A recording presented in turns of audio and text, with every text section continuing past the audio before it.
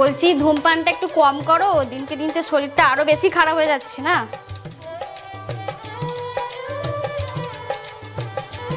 এখন কেমন আছো? পায়ের ব্যথাটা কমছে? সকালের ওষুধটা খেয়েছো? ঠিক আছে, রেস্ট নাও এখন। হ্যালো মা।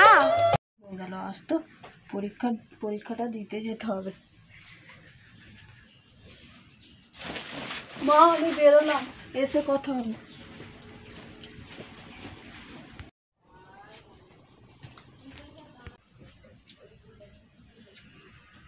কেমন আছো? একটু ভালো আছো? হ্যাঁ শরীর ভালো আছে আপনার। এক ফেরি উঠে বসুন দেখি।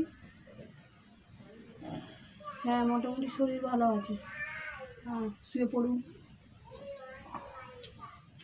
এই ওষুধটা টিফিনের পরে একটা করে।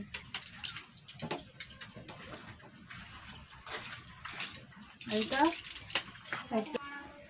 এই এবারে খাবো আর খেয়ে শোবো। টানা 36 ঘন্টার ডিউটি করেছি আমি, টানা টানা 36 ঘন্টার নাইট ডিউটি।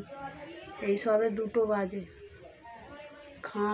খাওয়ারটা অর্ডার করিয়েছি।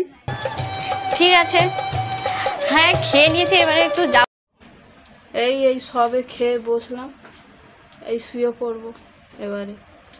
আর তুমি শুয়ে পড়ো, আমি তাড়াতাড়ি বাড়ি আসবো কাল। নাইট তো আজই শেষ হয়ে যাবে, কাল সকালে 8টা পর্যন্ত। শুয়ে পড়ো, আমার চিন্তা করতে হবে না। তো হসপিটালেই তো আছি, আমার চিন্তা করছো অত?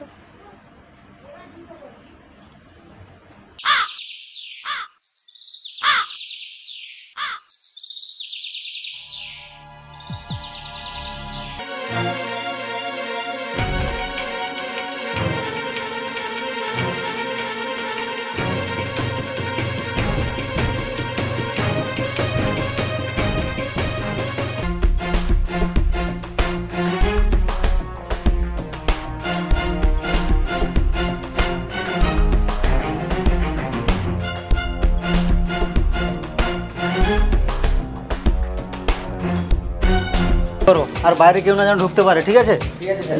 জলদি।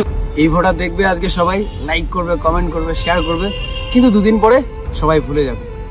আজকে এই কেসটা হাইলাইট হয়েছে বলে আমরা সবাই উঠে পড়েছি প্রতিবাদের জন্য, কিন্তু এরকম অনেক কেস অলরেডি ঘটে গিয়েছে। সেই আসামিগুলো কোথায়, সেগুলোকে ধরাও। আর সব থেকে লজ্জাজনক বিষয় কি জানেন? অন্যায় শাস্তির জন্য মা বোনদের, সাধারণ পাবলিকদের রাস্তায় নামতে হচ্ছে, প্রতিবাদ করতে হচ্ছে অন্যায় শাস্তির জন্য। সত্যি লজ্জাজনক একটা ব্যাপার।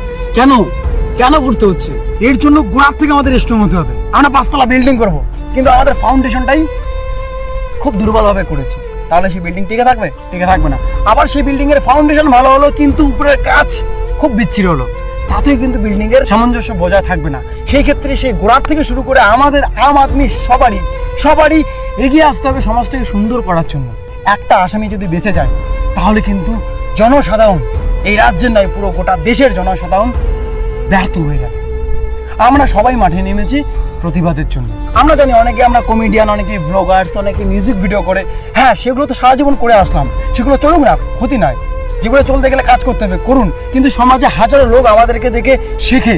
সেই ক্ষেত্রে আমাদের মাঝে মাঝে এরকম ইনফরমেটিভ ভিডিও দেওয়া দরকার। সবাই সমাজটাকে সুন্দর করার জন্য এগিয়ে আসতেছি, প্লিজ বিচার পেতে যেন দেরি না হয়।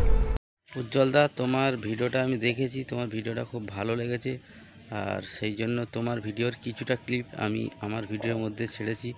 দাদা তুমি যেন খারাপ কিছু ভেবো না, খারাপ কিছু করো না।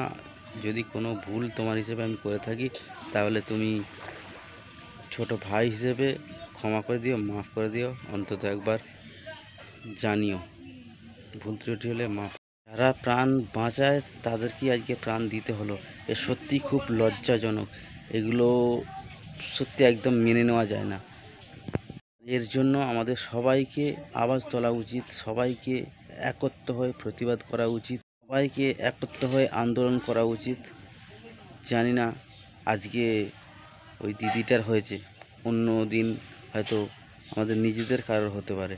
সেই জন্যে যাতে আর কারো কোনো ক্ষতি না হয়, তার জন্য আমাদের এই আন্দোলন চালিয়ে যাওয়া উচিত।